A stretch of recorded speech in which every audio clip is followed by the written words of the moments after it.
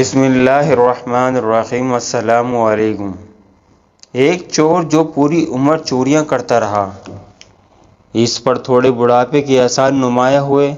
ایک رات جب وہ چوری کرنے کی نیت سے گھر سے نکلا تو اس نے دیکھا کہ اس کا بیٹا جو کہ اب جوان ہو چکا ہے، اس نے سوچا کہ اسے بھی ساتھ لیتا جاؤں۔ بیٹے کو باپ کے پیشے کا علم تھا۔ راستے میں جاتے ہوئے ان کا گزر ایک گاؤں کے سامنے ہوا تو باپ نے بڑے فخریہ انداز میں اپنی مونچھوں کو تاؤ دیتے ہوئے بتایا کہ بیٹا، وہ گھر جس میں لالٹین جل رہی ہے، میں نے 7 دفعہ چوری کی ہے۔ یہ سنتے ہی بیٹے نے باپ کا ہاتھ پکڑ لیا اور بولا، بابا چلو گھر واپس چلتے ہیں۔ باپ نے وجہ پوچھی تو بیٹا بولا، آپ نے جس گھر میں 7 دفعہ چوری کی، ان کے گھر میں پھر بھی لالٹین جل رہی ہے، ہمارے گھر میں تو وہ بھی نہیں ہے۔